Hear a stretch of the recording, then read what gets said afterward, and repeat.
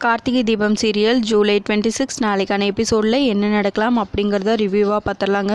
நின்றுட்டு கேட்குறீங்களா, போய் உட்காந்து கேளுங்க அப்படின்னு கார்த்திக் சொல்ல, நான் அம்மாவோட போய் உட்காந்து கேட்டுக்கிறேங்கிறாங்க தீபா.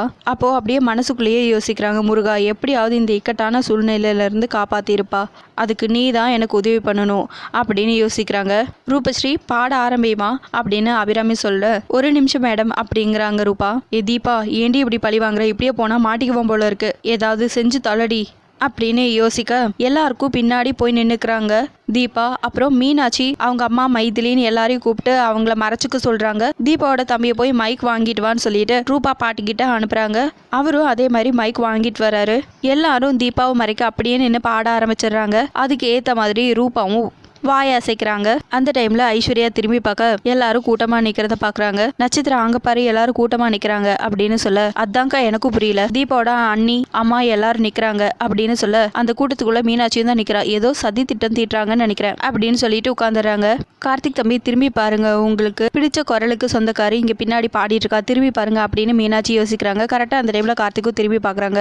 அப்போ உடனே தீபா மறைஞ்சிடறாங்க. ரூபாவோட பாட்டி கார்த்திக் கிட்ட வந்து, கார்த்திக் தம்பி என் பேத்தி பாட்டு நல்லா இருக்குல்ல அப்படின்னு கேட்க, ஆமா நல்லா இருக்குங்கிறாங்க கார்த்திக்கும். மும்பைல நான் கூட பெரிய சிங்கர், சரி நான் ஒரு நாளைக்கு பாடி அசத்துறேன் அப்படின்னு சொல்ல, சரிங்கிறாங்க கார்த்திக்கும். கார்த்திக் பக்கத்துல ஒரு பெரிய பிசினஸ் மேன் உட்காந்துட்டு இருக்காங்க. அவர்கிட்ட போய், hi man, I am Kokila அப்படின்னு சொல்ல, அவரும் ஐ எம் ஹென்ரி அப்படிங்கிறாரு. Oh Henry, I am a singer அப்படின்னு சொல்ல, oh I see, are you singer அப்படின்னு கேட்க, yes I am a singer, not now, throat problem அப்படின்றாங்க. இன்னொரு பக்கம் ஐஸ்வர்யா தீபா நிற்கிற இடத்துல ஏதோ தப்பா இருக்கு அப்படின்னு சொல்ல, அருணாச்சலம் அபிராமி ரெண்டு பேருமே ரூபாவோட வாய்ஸ் ரொம்ப நல்லா இருக்கு, அவங்களுக்கு ரொம்ப பிரைட் ஃபியூச்சர் இருக்கு அப்படின்னு சொல்லி பேசிட்டு இருக்காங்க. இன்னொரு பக்கம் தீபா பாட்டு பாடி முடிச்சதுமே ரூபஸ்ரீ மேடையை விட்டு கீழே இறங்கி வந்துடுறாங்க. அப்போ கார்த்திக், உங்க பாட்டு ரொம்ப சூப்பரா இருந்துச்சு அப்படின்னு சொல்லி பாராட்டுறாங்க.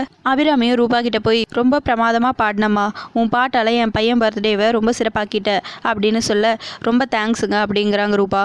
எல்லாம் உங்களை மாதிரி பெரியவங்க ஆசீர்வாதம் தான், என்ன ஆசீர்வாதம் பண்ணுங்க அப்படின்னு சொல்லி அபிராமி காலில் விழுந்துடுறாங்க ரூபா.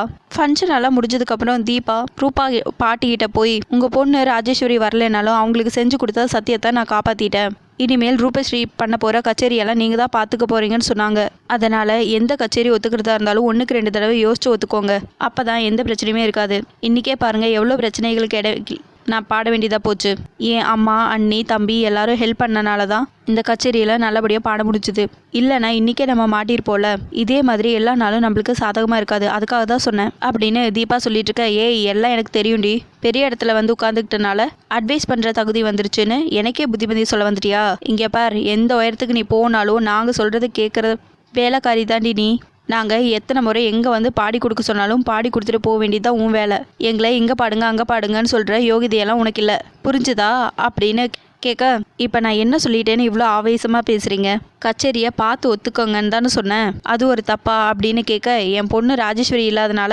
ரூபாவோட பாட்டி தானே ஈஸியாக ஏமாத்திடலான்னு நினச்சிடாத, ராஜேஸ்வரி உன்னை பற்றி எல்லா விஷயத்தையும் சொல்லி தான் அனுப்பிச்சிருக்கா, அதனால் நாங்கள் சொல்கிறது கேட்டு நடக்கிறது தான் உனக்கும் உன் குடும்பத்துக்கும் நல்லது, மும்பையில் உன்ன மாதிரி பல பேரை பார்த்துட்டு வந்தவனா, ஜாக்கிரதை அப்படின்னு சொல்லிட்டு அங்கேருந்து போயிடுறாங்க ரூபாவோட பாட்டி. இன்னொரு பக்கம் ஐஸ்வர்யா அந்த தீபா அப்பா மேலே பெயிண்ட் ஊற்றி தீபா மூஞ்சில கறி பூசலான்னு பார்த்தா, கார்த்திக் கூட்டிகிட்டு போய் கோட்டு சூட்டெல்லாம் போட்டு கூட்டிகிட்டு வந்து பெரிய மனுஷனாக்கி ஏன் மூஞ்சில கறியை பூசிட்டான், அந்த குடும்பத்தை ஏதாவது செஞ்சு அவமானப்படுத்திடுவேன், என்ன செய்யலாம் அப்படின்னு தனியாக நின்று யோசிச்சுட்டு இருக்கா. கரெக்டாக மைதிலி பெயிண்ட் பக்கெட்டோட வராங்க.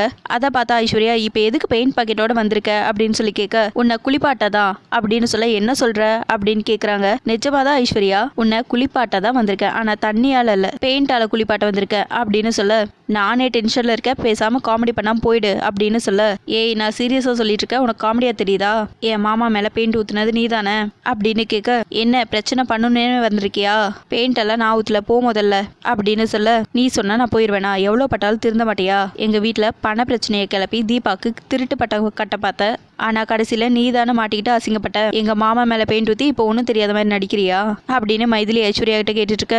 நான் ஊற்றலன்னு சொல்கிறேன், அப்புறம் திரும்பியும் ஊத்துனேன்னு சொல்கிற, எங்கள் வீட்டுக்கு வந்து ஏமேலேயே பழி போட்டுறியா, உனக்கு எவ்வளோ கொழுப்பு இருக்கணும் அப்படின்னு கேட்க, சத்தியமாக உன்னோட கம்மியாக தான் இருக்கும், ஏன்னா நீ தானே பழிவாங்க டிசைனாக யோசிக்கிற அப்படின்னு சொல்ல, என்ன நக்கல் பண்ணுறியா அப்படின்னு கேட்க, நல்லவங்கிட்ட நல்ல மாதிரி தான் பேச முடியும், உன்ன மாதிரி ஆளுங்கிட்ட உன் பாஷையில் பேசினா தானே மண்டையில் வரைக்கும் அப்படின்னு சொல்ல, ஏய் நீ ரொம்ப ஓவராக பேசுகிறேங்கிறாங்க ஐஸ்வர்யா, நீ தாண்டி பேச வைக்கிற, ஏமா மாமா மேலே பெயிண்ட் ஊற்றுனது நீ தானே. இனியா சொல்லிட்டான், இப்போ என்ன சொல்ல போகிற அப்படின்னு கேட்க, அவன் ஒரு ஆள், அவன் சொல்கிறத கேட்டு நீ சண்டை போடுறியா அப்படின்னு கேட்க, ஏய் அவனும் சும்மா சொல்ல, உன் கையில் பெயிண்ட் ஒட்டி இருந்ததை பார்த்து தான் சொல்கிறான் அப்படின்னு மைதிலி கேட்டுட்ருக்க, சின்ன பையன் பார்த்தா இவன் எல்லாத்தையும் நோட் பண்ணி கரெக்டாக சொல்கிறானே அப்படின்னு யோசிக்கிறாங்க ஐஸ்வர்யா. என்ன யோசிக்கிற, என்ன போய் சொல்லி தப்பிக்கலான்னா நீ யோசிச்சுக்கிட்டே இரு, நான் வந்த வேலையை பார்க்குறேன் அப்படின்னு சொல்லிட்டு பெயிண்ட் டப்பாவை மேலே தூக்க, ஏய் என்ன பண்ணுற அப்படின்னு கேட்க, பால் அபிஷேகம், தேன் அபிஷேகம் இதெல்லாம் கேள்விப்பட்டிருக்கல, இது பெயிண்ட் அபிஷேகம், உனக்கான ஸ்பெஷல் அபிஷேகம், என்ஜாய் பண்ணு அப்படின்னு சொல்லிட்டு பெயிண்ட்டை தூக்கி மேலே ஃபுல்லாக ஊற்றி விட்டுறாங்க ஐஸ்வர்யா மேலே. ஏய் நீ என்னை அசிங்கப்படுத்திட்டே இல்லை, உன்னை என்ன பண்ணுறேன்னு பாரு அப்படின்னு ஐஸ்வர்யா சொல்ல, நான் அசிங்கப்படுத்தலை, நீ பண்ண காரியத்துக்கு தண்டனை கொடுத்துருக்க, அவ்வளோதான், இனிமேலாச்சும் ஒழுங்காரு அப்படின்னு சொல்லிட்டு அங்கேருந்து மைதிலி போயிடறாங்க. ஏய் யாருமே என்னை இந்த அளவுக்கு அவமானப்படுத்தினதில்லை, ஆனால் சோத்துக்கே லாட்ரி அடிக்கிற கூட்டணி நீ என்ன அவமானப்படுத்திட்ட, உன்னை என்ன பண்ணுறேன்னு பாரு அப்படின்னு சொல்லிட்டு அங்கேருந்து போயிடறாங்க ஐஸ்வர்யாவும். இன்னொரு பக்கம் கார்த்திக் கேக் கட் பண்ணிட்டு இருக்காங்க. அப்போ எல்லாரும் நின்றுட்டுருக்காங்க. எல்லாருக்கும் கேக் ஊட்டி விட்டுருக்காங்க கார்த்திக். அப்போது தீபா மட்டும் தனியாக நின்றுட்டுருக்காங்க. ஐஸ்வர்யா ரொம்ப நக்கலாக தீபாவை பார்த்து சிரிக்கிறாங்க. அச்சச்சோ நம்மளுக்கு கொடுப்பாங்களா மாட்டாங்களா அப்படின்னு சொல்லிட்டு யோசிச்சுட்டு இருக்காங்க. ரூபாவோட பாட்டி ஒரு பக்கம், தீபா தனியாக ரொம்ப ஃபீல் பண்ணிட்டு கையில் கிஃப்டோடு நின்றுட்டுருக்காங்க. அந்த டைமில் அபிராமி கார்த்திக்கு ஒரு ரிங் ப்ரெசென்ட் பண்ணுறாங்க. பிடிச்சிருக்கான்னு சொல்லி கேட்க, ரொம்ப பிடிச்சிருக்குமா அப்படிங்கிறாங்க கார்த்திக்கும். அருண் வாட்ச் ப்ரெசென்ட் பண்ணுறாங்க. அதுக்கப்புறம் தீபாவோட அம்மா, அண்ணி, தம்பி எல்லாருமே கார்த்திக்காக கிஃப்ட் கொடுக்குறாங்க. அத்தை நான் சொன்னல, இப்போது கிச்சனுக்குள்ளே நுழையிறா, அப்புறம் பூஜை ரூம்குள்ளே நுழைஞ்சா, அதுக்கப்புறம் குடும்பத்துக்குள்ளேயும் நுழைஞ்சிருவான்னு. இப்போ பார்த்தீங்களா, இப்போது அதான் நடக்குது பாருங்கள், மாமியார் குடும்பத்தோட வந்து கிஃப்ட் கொடுக்க ஆரம்பிச்சிட்டாங்க அப்படின்னு ஐஸ்வர்யா அபிராமிட்ட சொல்லிட்டு இருக்க. இன்னைக்கு கார்த்தியோட பர்த்டே, அதனால எதுவும் செய்ய வேண்டாம், வாழ்த்து தானே சொல்கிறாங்க, சொல்லிட்டு போட்டும் விட ஐஷோ அப்படின்றாங்க. அதுக்கப்புறம் தீபா தனியாக ரூமில் வந்து உட்காந்து யோசிச்சுட்டு இருக்காங்க. கார்த்திக் எல்லாருக்கும் கேக் ஊட்டினதெல்லாம் யோசிச்சு பார்க்குறாங்க. அதுக்கப்புறம் அவங்க வாங்கி வச்சிருந்த கிஃப்ட்டையும் பார்த்து ரொம்பவே ஃபீல் பண்ணிட்டு இருக்காங்க. அந்த டைமில் தீபாவோட அம்மா, அண்ணி, தம்பின்னு எல்லாரும் வராங்க. சரி தீபா டைம் ஆயிடுச்சு, ஏன் இங்கே தனியாக வந்து உட்காந்துட்டு இருக்க அப்படின்னு சொல்லி கேட்க, அப்படியே கிஃப்ட்டை பார்க்குறாங்க தீபா. என்ன உன் புருஷனுக்கு கொடுக்கவா, அப்படியே இங்கே வச்சிருக்க, கொண்டு போய் கொடுக்க வேண்டியது தானே, அதான் எல்லாரும் கொடுக்குறாங்கல்ல அப்படின்னு மைதிலி சொல்ல, இப்போதைக்கு என்னால் கார்த்திக் சார் கிட்ட போக முடியாதா நீ அப்படின்னு தீபா சொல்ல, ஏன் முடியாது, கட்டின பொண்டாட்டிக்கு இல்லாத உரிமை வேற யாருக்கு இருக்கு, நான் எப்படி பார்த்தா நீ தான் அவருக்கு முதல்ல கிஃப்ட் கொடுத்துருக்கணும் அப்படின்னு மைதிலி சொல்லிட்டு இருக்க. உடனே தீபாவோட அம்மா பக்கத்தில் உட்காந்து, நானும் வந்ததுலேருந்து பார்க்குறேன், ஏமா நீ இப்படி இருக்க, ஃபங்க்ஷனில் பெருசாக கலந்துக்காம ஒதுங்கியே நிற்கிற அப்படின்னு கேட்க, அத்தை தான் என்னை ஒதுங்கியே இருக்க சொன்னாங்க அப்படின்னு தீபா சொல்ல, என்னம்மா சொல்கிற அப்படின்னு கேட்க, ஆமாம்மா அப்படின்னு சொல்லிட்டு நடந்ததையெல்லாம் சொல்கிறாங்க. இந்த அபிராமிக்கு மனசாட்சியே இல்லையா, இந்த மாதிரி சொல்லியிருக்காங்க அப்படின்னு மைதிலி சொல்ல, என்ன தீபா உன் பிரச்சனையெல்லாம் ஓரளவுக்கு முடிஞ்சதுன்னு நினச்சேன், ஆனால் இப்படி தொடர்ந்துட்டே இருக்கே, மாப்பிள்ளைக்கு இதெல்லாம் தெரியுமா அப்படின்னு கேட்க, கார்த்திக் சாருக்கு இதெல்லாம் தெரியாதுமா அப்படின்னு சொல்ல, என்ன தீபா நீ அவர்கிட்ட சொல்லியிருக்கலாம்ல, அப்போ அவர் அவங்க அம்மா கிட்ட பேசியிருப்பாருல்ல அப்படின்னு மைதிலி சொல்ல, அவர் அவங்க அம்மா கிட்ட கேட்க கூடாதுன்னு தான் அமைதியாக இருந்தார் அப்படின்னு தீபா சொல்ல, அதான் ஏன் கேட்குறேங்கிறாங்க மைதிலி. அண்ணி நீங்கள் அவங்க இடத்துல இருந்து யோசிச்சு பாருங்க, கார்த்திக் சார் மேலே உயிரே வச்சிருக்காங்க, பார்த்து பார்த்து வளர்த்துருக்காங்க,